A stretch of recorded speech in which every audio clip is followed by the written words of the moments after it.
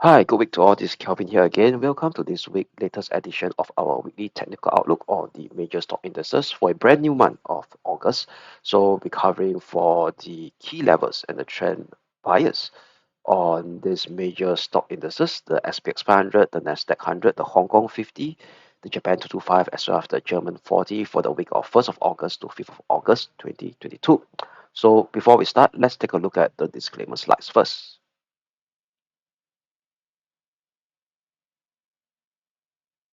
All right. So now let's take a quick snapshot on last week performances in terms of momentum analysis for the week of 25th of July to 29th of July.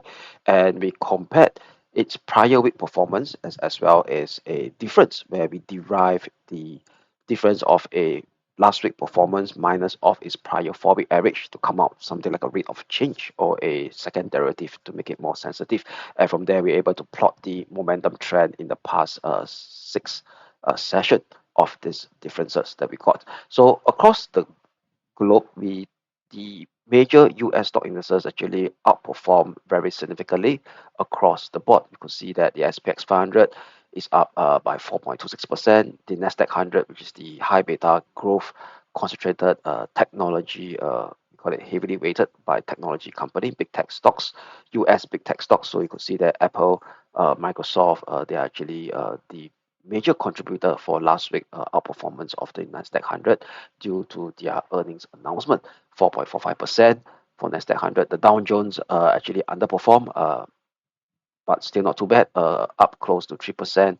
And the highly, we call it the growth-oriented small cap Russell 2000 also did a fair bit of the lifting at 4.3%. So all in all, we could see as a strong outperformance of the US major benchmark indices against the rest of the world, who are actually in red and orange. So all in all, if you look at their momentum trend has really starts to pick up after kind of a trading sideways in the last 2 to 3 weeks ago. All right, but one that is actually underperforming the pack is actually the China-related stock indices, which is the Hang Seng Index, which is down negative 2.2%, and the worst hit was actually Hang Seng Tech Index, which is the proxy for China big tech stock, down by a whopping of negative 6%. Why the reason why? Because of last week we have a couple of negative news flows up from the China big tech space, where we start to see firstly Alibaba actually and financial where Jack Ma actually has implied to actually seek control of Ant Financial, hoping to actually appease the Chinese regulator. But due to this listing rules in China, that once there's a significant change in their major shareholder, their potential IPO is likely to be delayed. So it implied that the NIPO, which is has much fanfare at the beginning of this, at the mid of this year, where there's this talk about this revival of an IPO in actually the quarter of this year. But given that Jack Ma is ready to sit on this majority stake in N, so that could actually put an IPO again in the back burner. So probably about the listing to actually come out at the start at third quarter of this year, or even fourth quarter of this year, the hopes has been dish off, I would say. And also on Friday, we start to see the minister in charge of information technology industry itself. That means we're talking about the biggest official, China official that's in charge of the information tech industry is being put on investigation. Uh, this being actually give a big scare to the market, saying that could it be a potential revival of that major clampdown again that was we seen last 1 year ago. So that actually give this negative feedback loop in the Hang Seng Tech Index, which is down negative 5.8% last week. For the Nikkei 225, it's pretty much sideways, negative 0.4%. And the German DAX towards the later part of last week managed to inch higher to record a modest gain of 1.74%. But all in all, their momentum trend, especially for the Hang Seng Tech, the Hang Seng Index, the Hang Seng Tech, the Japan 225, and the DAX are kind of in a sideways configuration. All right. So now moving on, we will have the sector performance for last week. So all 11 sectors are in the green. So all in all, if you could recap back our Q3 quarterly outlook, which was published in the early part of July, and I also did a seminar about a week ago, where we actually mentioned that the risk asset and the global equities, especially which is included in the US space as well. We are now shipping this corrective rebound, which is a relief rebound rather than a bottoming process. But we highlighted in our outlook that there is still a significant movement to the potential upside over here. But bear in mind over here is that the bigger bearish trend hasn't yet ended. But based on what we see right now over here is that the corrective rally still has leg to move to actually last into at least into the later part of Q, pardon me, later part of Q3. That means somewhere around in early September. There we got to be more mindful again. So for the monthly performance, okay. So before I talk about the monthly performance, last week top three performance stock indices were the energy, the utilities, and the industrial. Bottom will be the consumer communication services, which was hit by Facebook Meta platform dismal Q to quarterly earnings as well as its weak guardiances. Then healthcare is actually and consumer staples. Consumer staples is due to Walmart weak uh, Wal not Walmart Walmart, yeah, Walmart WMT weak guidance that was actually released at the start of last week. All right, citing we call it inflationary concern and as well as growth concern that could impact their bottom line. And all right, for the month of July, what we could see is a very strong positive performance as well, especially the pick that we picked in our Q3 outlook to consumer discretionary and information technology. These are the sectors that we are actually looking at to actually be the fourth or the leading sector to lead this corrective rebound, which more or less has taken shape as expected. Okay, the consumer discretionary up 17%, information technology up close to 12%. All right. And the bottom of the lake will be definitely communication services dragged down by Meta platform, Facebook, as well as Google. Only a gain of negative positive 1.89%. So all in all, right, SPX managed to notch a monthly return of 8.16%. So that's actually the best monthly performance so far for the year of 2022. So if you recall that since the start of this year, the performance has been pretty much lackluster, where he actually lose close to 21%, negative 21% for his all-time high in January. All right. So now, what's next? More important for this week on our weekly strategy for a shorter time frame. So with that, let's take a quickly go through the technical chart, right? For your okay. So before we start on the technical chart on the SPX 500, let's look at the daily chart first on the SPX 500. So on the daily chart, if you could still recall that over here is that we are looking for this corrective wave B rally to actually retrace a portion of this first leg of this bearish major downtrend that has taken shape from the high of its all-time high in January all the way down to the low of 20th of June from here. So we're looking for close to a 50% and 61%, 61.8% retracement of this level. Resistance zone at 4217, 4310. So we have still a bit more room to go. And also this 4310 confluence with the 20-day, 200-day moving averages, as well as this key congestion zone over here. All right, that was in March and as well in the area period of early May 2022, where it actually did this horrendous slide. And also the daily RSI hasn't reached the overbought level yet at this point in time. So indicating to us that this corrective wave B still has room to go as depicted on the daily chart. Then how about this daily chart? So daily chart time frame it involves a longer time frame. That means we're talking about a multi week to multi-month time frame. But what about the strategy for this week? That means we consider about more only about the 1 week time frame. So for a 1 week time frame, we got to look at the shorter term chart, which is the 4-hour chart. So on the 4-hour chart, obvious that still remember last week, right, we have a strategy to play that setback below 40.75 as my key pivotal resistance for last week. But however, it managed to pierce through 40.75 and now it's coming very close to 4,200 slash 42.17. So what's this key level? So this key level is actually the swing high of 30th of May, March 30th of May 2022 swing high area, and also a cluster of Fibo extension level taken from the low of 17th of June, project it to the 28th of June, project down to the low of 14th of July, give us 1.618.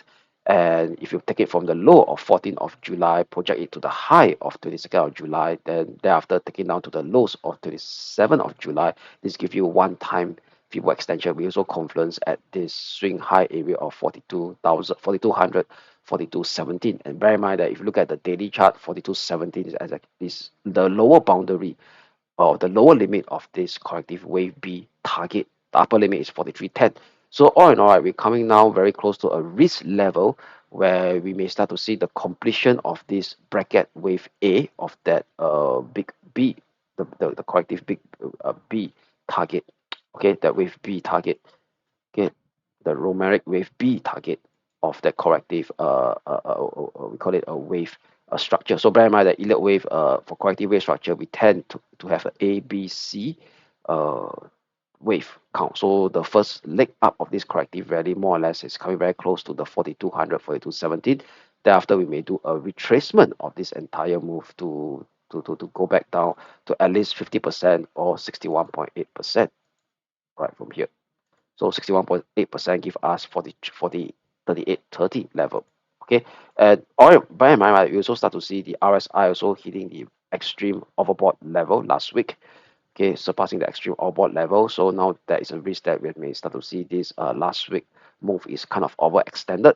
So mixed elements for now on the SPX 500. So we actually turn neutral between 42.17 and 39.30, which was the swing high area of swing high area of former swing high area of 22nd of July.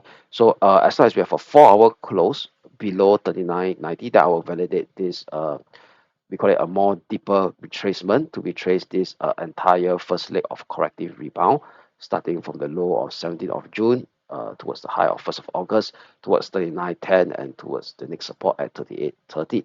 Then, however, if a 4-hour close above 42.17, then we will march up towards the upper limit of that corrective wave B target, which is at 43.10 on the SPX 500. So bear in mind that it's getting a bit overstretched on the rally for the SPX 500s. Hence, we are turning neutral for this week. All right. So very similar for the Nasdaq 100. So bear in mind that the Nasdaq 100 over here, right now we're actually testing this 12,940 level. 12,940. So what is 12,940 level? Very clearly is a graphical significant resistance support level, support level, broken, turns into a resistance on 3rd of June. And right now it's actually testing it again at this like 12,940 level. All right. So bear in mind that the 200-day moving average, it may start to come close to the next resistance at 13,500/900 level. So that's the towards the B wave target. So if we go towards the our weekly strategy for this week, we're looking at 13,900 to actually see that B wave target, which is at least the 50% retracement of this first leg of this major downtrend taken from the high of 21st of November last its all-time high last year towards the low of 12 of towards the low of June, the June low this year. So now bear in mind over here is that the wave B still has some more means the corrective up move still has some move to go. But however, given that the short-term upside momentum here is coming out okay, graphically as 12,940. So if you look at the graphical the we call it the short-term momentum on the 4-hour chart on the Nasdaq 100, he hit its extreme overbought level at 76%. And bear in mind over here is that if you could see the price action last week shape a higher high, but the RSI start to shape a lower high right at the extreme overbought level or the overbought after hitting an extreme overbought level, pardon me. So indicating to us that this move here from 26th of July all the way up to last Friday, that means last week up move is a bit overstretched and is losing signs of upside momentum as well based on the bearish divergence, at least in the short term. So hence, right, given that graphically it's coming very close to a key resistance level at 12,940, even a bit access at 12,960. So neutral between 12,960 and 12,530, which is the swing high area of 22nd of June, former swing high area of 22nd June and 28th of July. So neutral between these two range. With bear in mind that with the risk that you may start to see a steeper pullback and retracement to retrace this first leg of corrective rebound phase or corrective rebound up move from the low of 16th of June 2022. So if we start to see a 4-hour break below 12,530, it could take us down much lower towards 12,180, then thereafter 11,780. So we're actually turning neutral this week for the Nasdaq 100 at 12,960 slash 12,530. 30. But however, if you have a 4-hour close above 12,960, then we will see a continuation of this corrective rebound towards 13,400 slash 13,540. All right, now moving on to the Hong Kong 50. So bear in mind that at the start, Hong Kong 50 was actually the weakest among the major stock indices across the globe. Okay, so what we could see at last week, it actually did a bearish breakdown below this medium-term ascending trend line support that is in place since the low of 15th of March. Previously managed to held on 15th of June and 25th of July, but last week on last Friday, it managed to take a breakdown below it due to this negative news flow coming out from China big tech space. So all in all, right, we actually flipped. Last week we were actually neutral. So right now, very clearly, the elements have started to turn bearish on the Hong Kong 50. So we actually turned bearish for this week using to see any short-term push up towards the intermediate resistance at 20,340 using 21,100 as my key short-term, key medium-term pivotal resistance, which is actually the swing high area of 20th of July that kept this last 3 weeks of rebound, 21,100. So using 21,100 as my key medium-term pivotal resistance to play a push down to retest the 12th of May to 2020 swing low area at 19,165.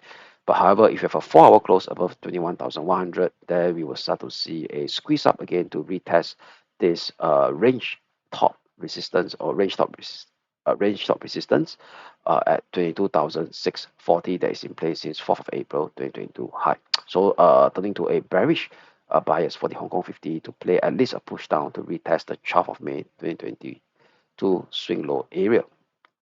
Okay, now moving on next to the next Asia indices will be the Nikkei 225 or the Japan 225. So okay, before it loads, so if we call that last week, Japan 225, we have a bearish bias below this 28,400. This is the daily chart of the Nikkei Japan 225. So still configuration in a sideways configuration, holding above 25th since 25th of March 2022 and with the low of 3rd of June at 25,350. So it's more of a sideways configuration. And last week we turned bearish. Why? Because it's now coming up close to the upper limit of this sideways range, and we are attempt to play a bearish reaction off this sideways range. And also you look at the daily RSI, also still remains capped below its significant resistance at the 69% level, which is also close to the overbought region at 70% on the daily basis. So if you look at the 4-hour RSI, so on the 4-hour RSI, very clearly it start to shape a bearish divergence. So we start to see price action almost similar high, but very clearly the RSI start to shape a bearish divergence of lower high upon hitting its overbought zone at 22nd of July, and the lower high was formed on 28th of July, which is on last Thursday. So still maintaining that bearish bias below 28,400 key medium-term pivotal resistance that we have for last week. So now looking for a push down in first step to test 27,300. A break below it should take us down lower towards 26,800. We are so close to this we call it short-term ascending trendline support that's running from the lows of 20th of June 2022, and as well as the swing low area, this congestion zone here, former minus swing high area of 11th of July, tested to become a support level on 19th of July, which is also confluencing at this support level at 26,800.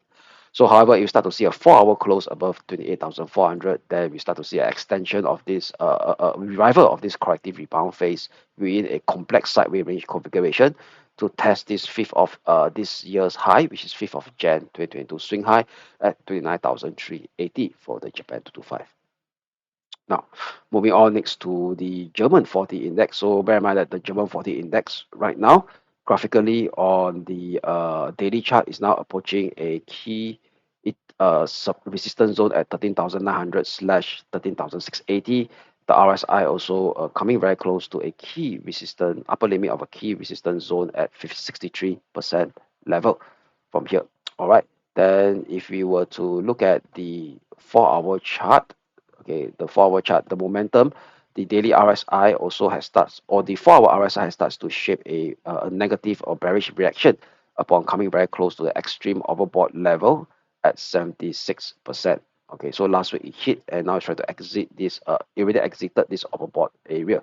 So bear in mind that telling us that this last week push up is a bit overstretched as well. So bear in mind that last week we're actually neutral due to mixed elements. So right now you're actually approaching very close to that key resistance zone that we highlighted on the daily chart, which is 13,680, 13,900. So we will actually flip to a bearish bias to play at least a we call it a significant pullback to actually retrace this current corrective rebound phase that is in place since 5th of July 2022 low. So if you look at elliott wave perspective, it has already retraced a 5 wave move up. So potentially ending this first leg of this corrective rebound. This is 1, 2, 3, 4, 5. And also if we could, I could actually draw for you the 5th wave target, the extension, which is taken from the low of 5th of July, project it up to the top of the wave 3, which is at 20th of July, and project to the low of the wave 4 at 26th of July. The 13,900 and 13,680 give us a typical standardized 5th wave target, which is 0.618 extension and 0.764 extension. Okay, so bear in mind that fractal analysis, elliott wave, as well as the 4-hour RSI, which is banging off or reacting bearish, reacting off negatively from the extreme overbought level, give us a credence to actually flip, give us the what you call it, the elements to say that this relief, this first phase of this corrective rebound from 5th of July all the way up to last week high, more or less coming very close to a terminal zone where it could actually face a deeper retracement or deeper pullback to retrace at least 50% or 61% of this entire up move from 5th of July to 30th of July, 29th of July 2022 high, which is last week. So flip to a bearish bias below 13,900, looking for a push down to at least see a test, a setback to 13,100 level, which is the swing low area of 26th of July, confluencing with the former swing high area of 8th of July. All right, and also if you look at the Fibo retracement, give us close to the 50% retracement as well. All right. Okay, but however, if we start to see a 4-hour close above this level, it will start to see a squeeze up to retest this 6th of June swing high area at 14,500. So why is 14,500? So if you go to the weekly chart, so this is very pretty much key. It's a major swing high area of 6th of March as well as 5th of June that refuses to break within these last 3 months of this year. The June month and the March month and the June month of this year before shipping that drastic push down, all right, over here. Okay, so all in all, bear in mind that 14,500 and 15,030 is our corrective wave B target that we actually set up potentially for our Q3 outlook. Okay, so to sum up everything, all in all, right now, the indices that is actually showing signs of bearish reaction or a retracement to start to retrace this close to about 1 month plus of corrective rebound will be the German 40 index as well as the Nikkei 225, and most likely the weakest will be the Hong Kong 50 index. And right now we have kind of a mixed elements in the US stock indices. Yeah, even though the momentum is still last week momentum is strong, but we reckon that based on the elliott wave and the fractal analysis approach, it's coming very close to an inflection zone where potentially it faces the higher risk of a steeper retracement that could actually take shape very similarly to what it start to see in the German 40 index, the Nikkei 225, and even the Nikkei 225 index itself. So we actually turn neutral for the Nasdaq 100 and the SPX 500 for this week. So have a great week ahead, and I see you again in my next video.